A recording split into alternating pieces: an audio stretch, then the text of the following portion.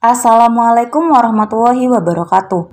Kami dari kelompok 1 yang beranggotakan Diniatul Mas'ulah NIM T20197121, Dita Loka Anggriani T20197145, Dwi Nisafatul Faizah T20197146, dan Iga Femelia T20197147 akan mempresentasikan mengenai mereview jurnal pemodelan matematika. Dengan judul jurnal yang diambil adalah Pemodelan Susceptible, Infected, Recovered atau SIR untuk estimasi angka reproduksi COVID-19 di Kalimantan Timur dan Samarinda. Artikel ini ditulis oleh Sifriani dan Dedi Rosadi dan dipublikasikan pada tanggal 20 Juli 2020. Rumusan masalah. Yang pertama, bagaimana analisis estimasi angka reproduksi COVID-19 di Kalimantan Timur dan Samarinda dengan model SIR.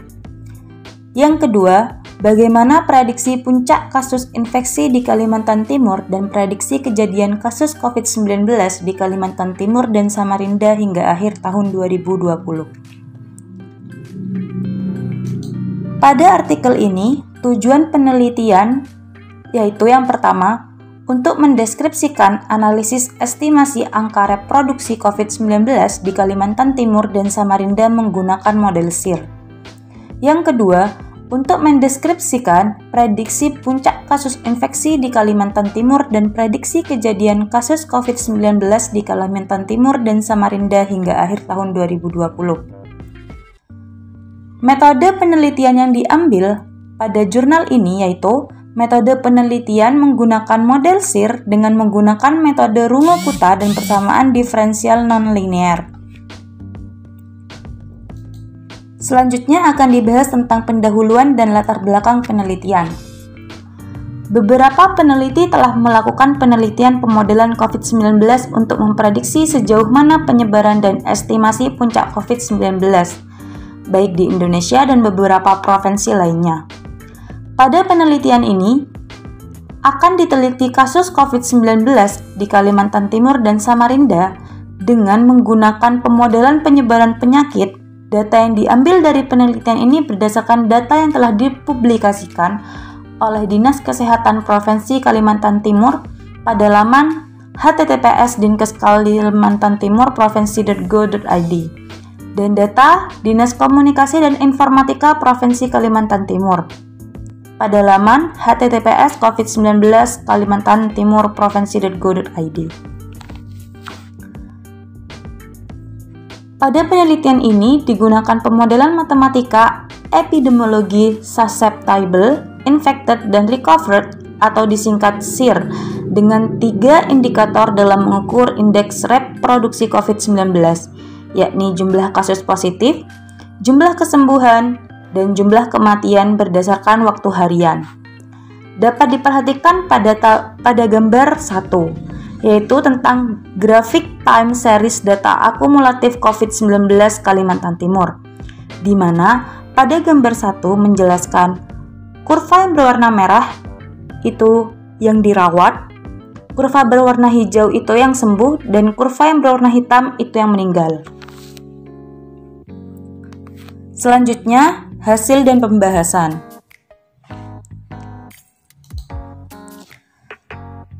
Yang pertama, pemodelan matematika epidemiologi.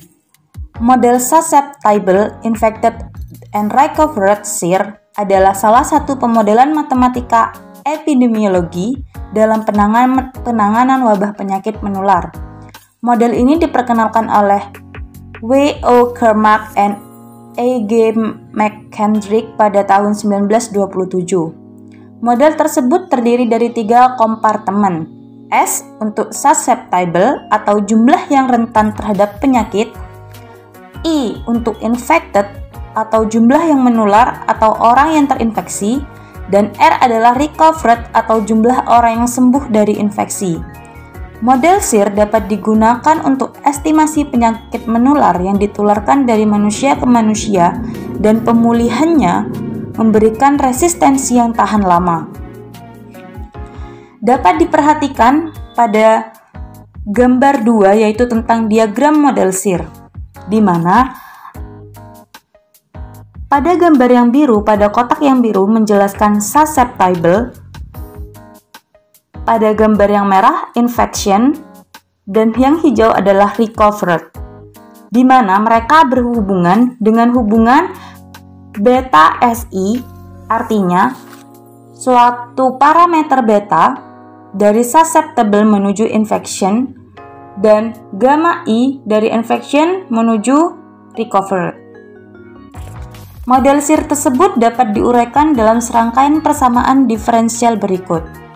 Yang pertama, ds per dt sama dengan min beta SI per n. Yang kedua, dl per dt sama dengan bsi per n min y min gamma kali i. Dan yang terakhir adalah dr per dt sama dengan gamma kali i. Perhatikan persamaan diferensial yang pertama, di mana ds per dt sama dengan min beta si per n. Artinya di sini, semakin lama kurva pada susceptible akan semakin melandai atau berkurang.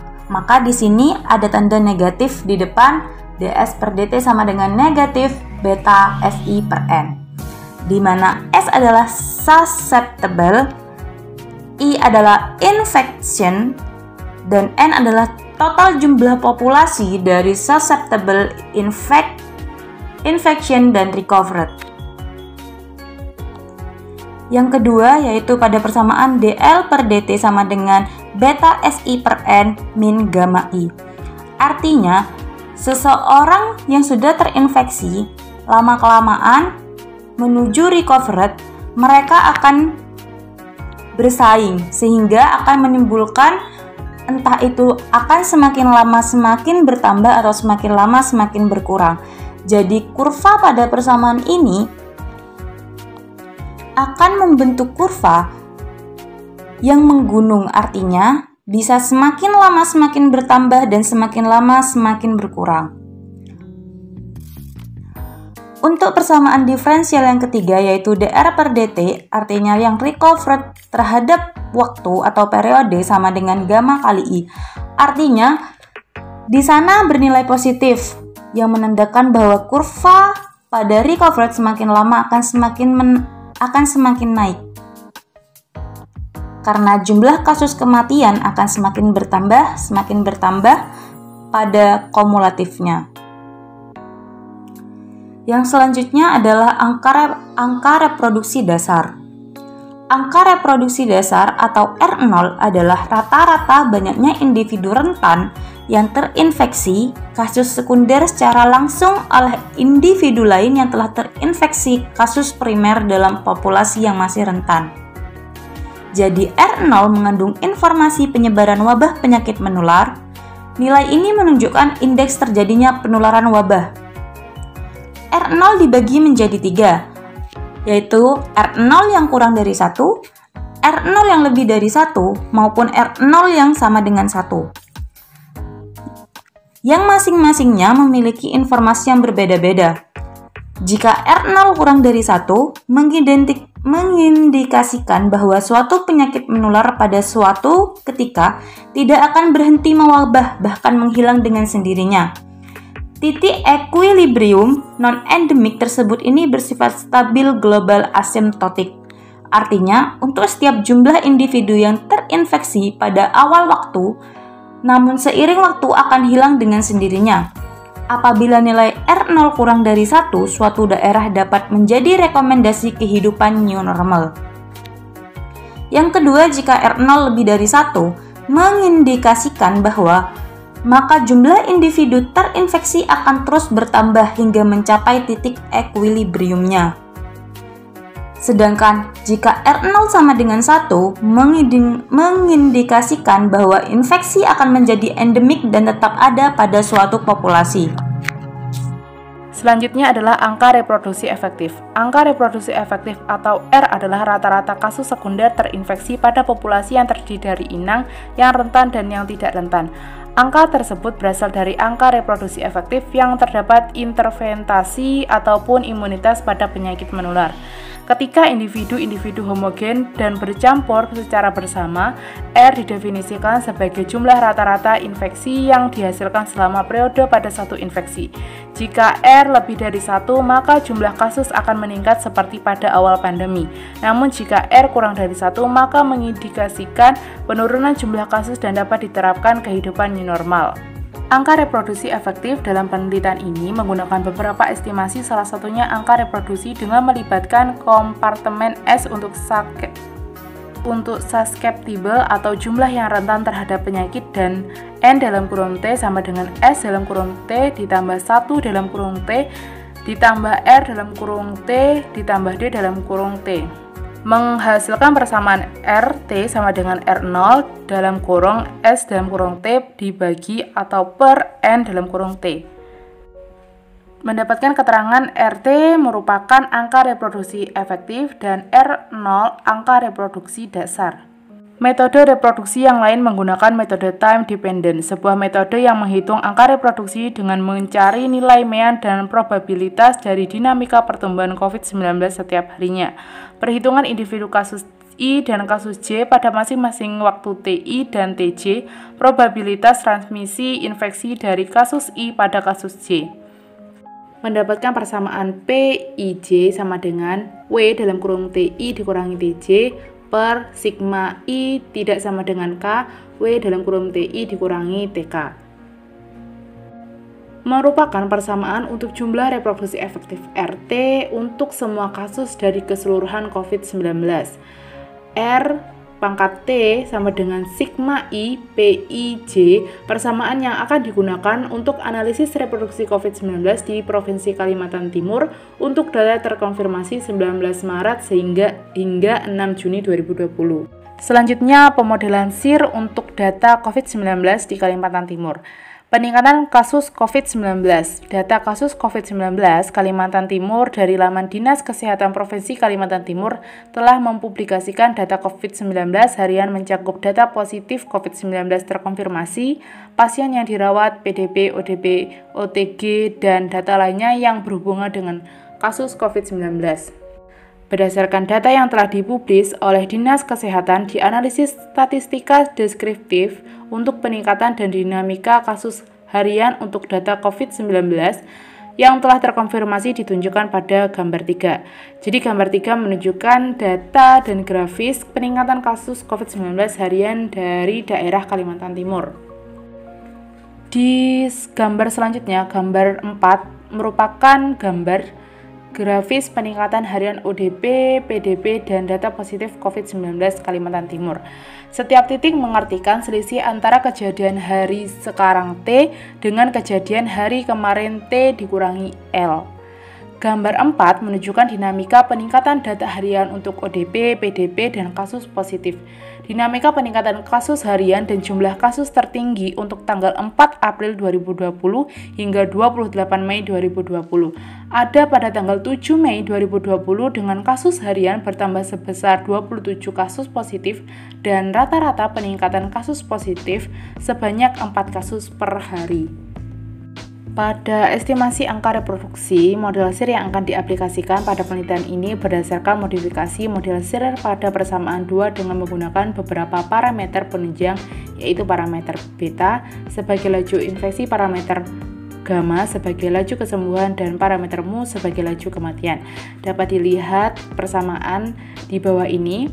Pada persamaan 6, parameter beta adalah parameter yang menyatakan tingkat infeksi, yaitu banyaknya interaksi antara individu yang rentan dengan individu yang telah terinfeksi yang dapat berakibat seseorang terinfeksi. Parameter adalah parameter gamma yang mengartikan tingkat kesembuhan seseorang pasien terinfeksi. Selanjutnya, untuk parameter mu adalah laju kematian. Parameter beta, gamma, mu dalam model SIR akan diestimasi menggunakan metode kuadrat terkecil, non-linear, dan solusi model menggunakan metode Runge-Kutta.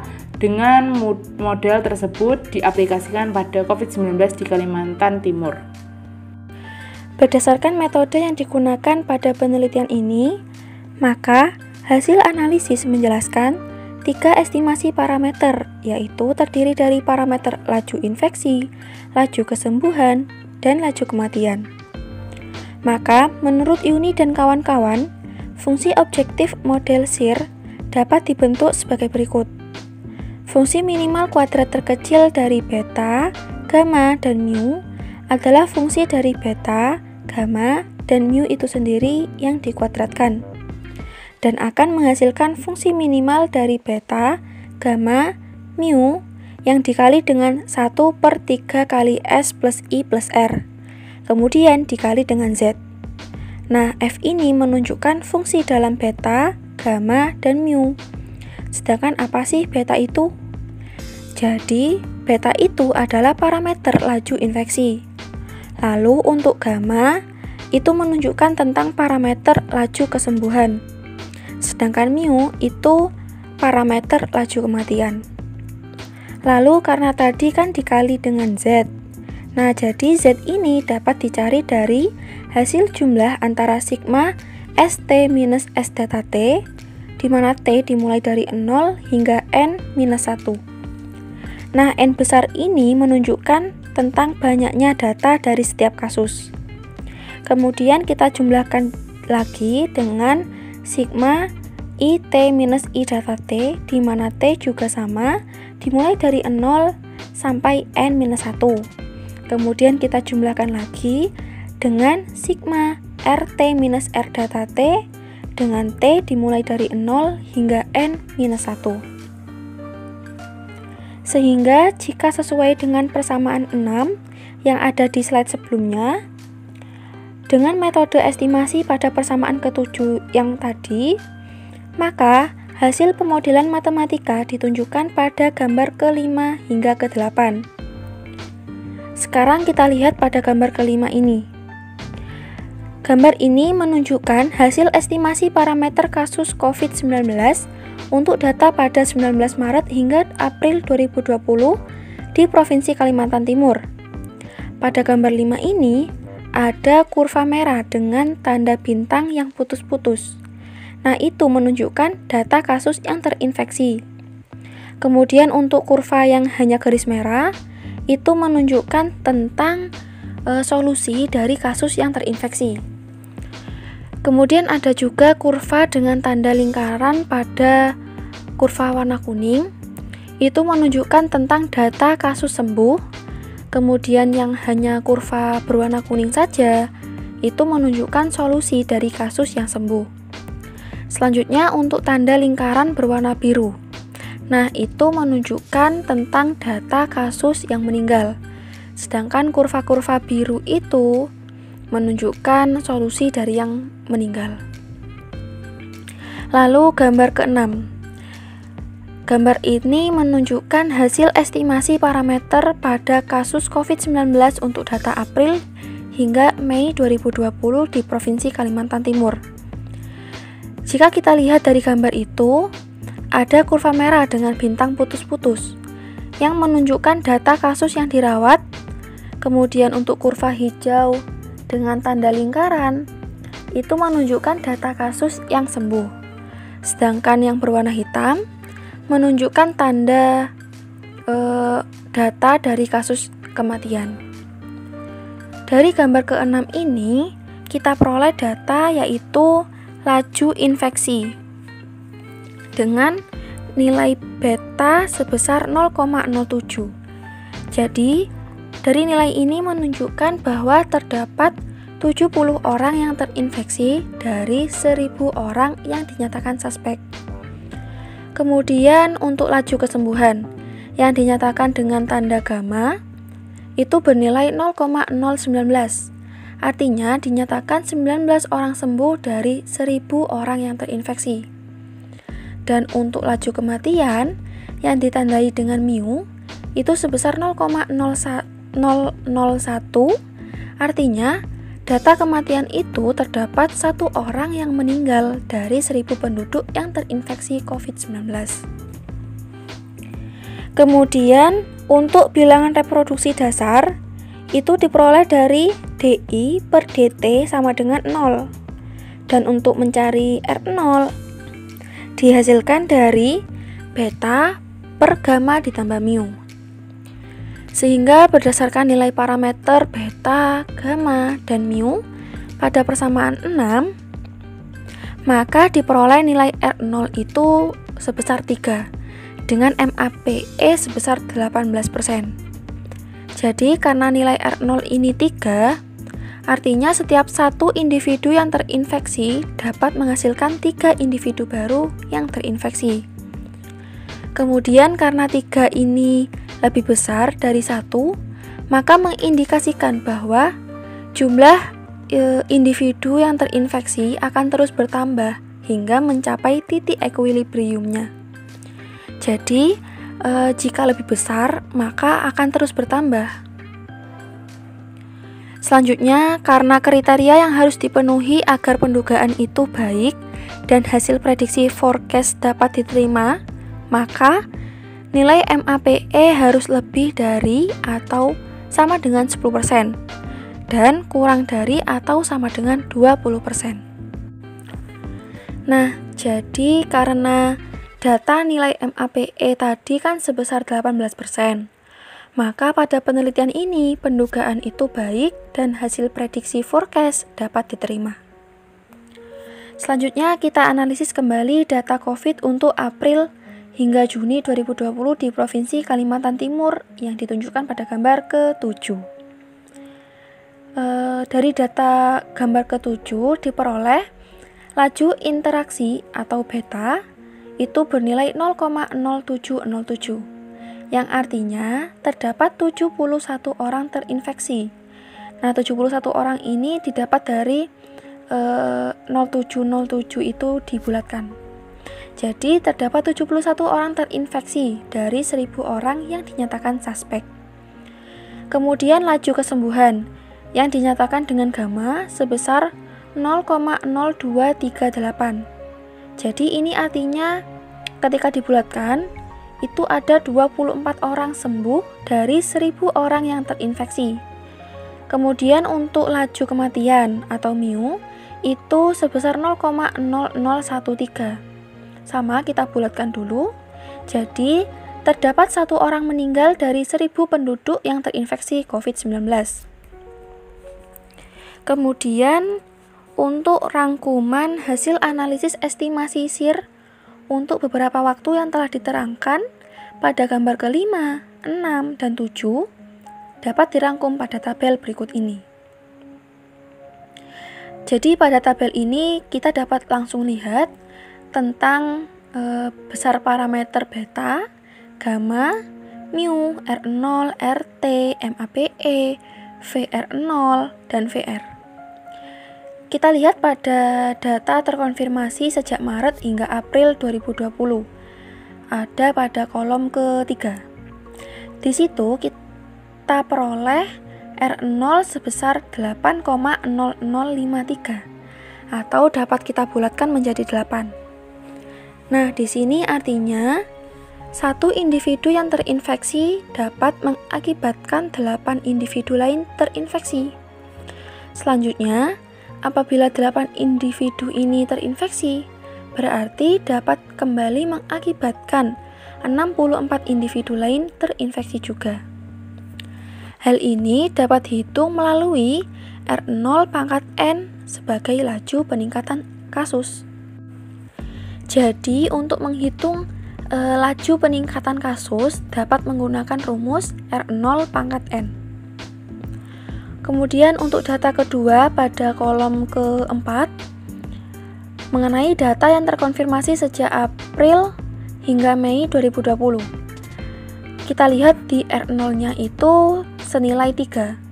Jadi artinya, satu individu yang terinfeksi dapat mengakibatkan 3 individu lain terinfeksi. Selanjutnya, apabila 3 individu itu terinfeksi, berarti kembali dapat mengakibatkan 9 individu lain terinfeksi. Kenapa ya bisa 9 individu? Nah, karena seperti tadi, untuk menghitung laju peningkatan kasus dapat menggunakan R0 pangkat N. Jadi jika R0-nya itu 3, maka kita pangkatkan dengan N.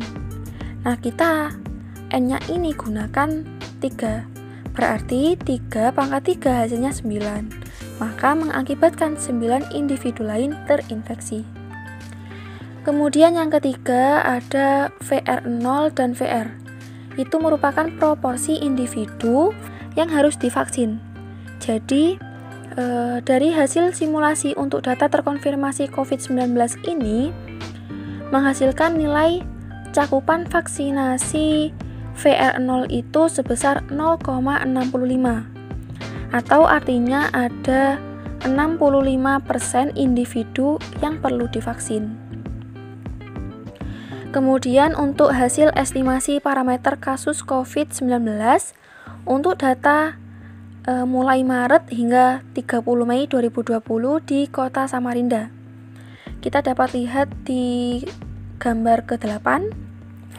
Nah, pada gambar ini didapatkan data mengenai laju infeksi dengan nilai beta itu sebesar 0,051.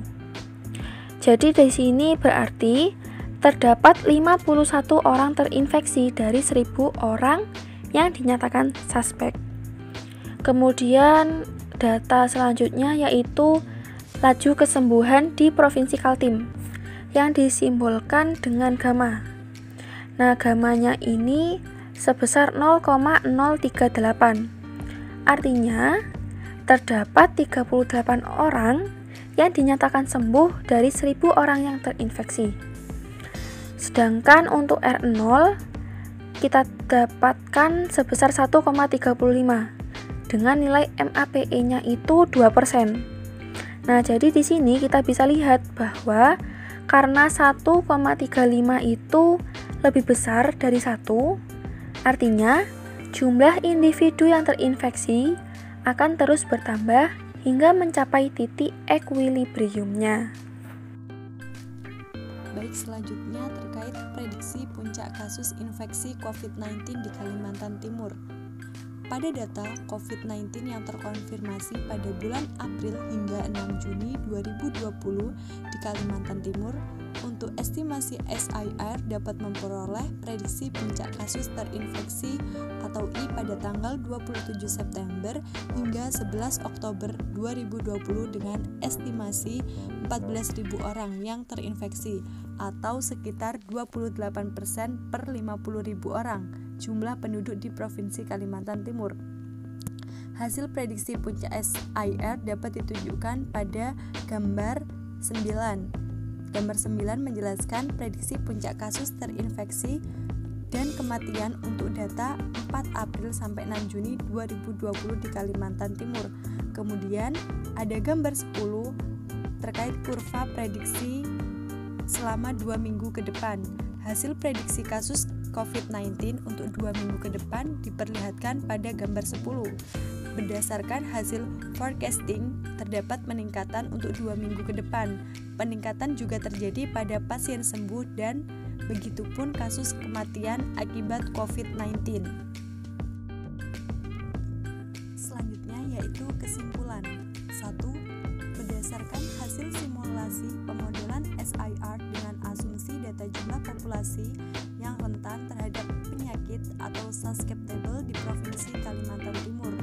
Susceptible ini adalah jumlah akumulasi populasi dari ODP, PDP, dan OTG di Provinsi Kalimantan Timur. Maka diperoleh angka reproduksi dasar untuk data hingga 6 Juni 2020 adalah R0 sama dengan 2,8179 dan angka reproduksi efektif atau RT berkisar antara 1,3 dan 2,81. Artinya bahwa jumlah individu yang terinfeksi COVID-19 akan semakin meningkat hingga suatu saat akan mencapai titik stabil.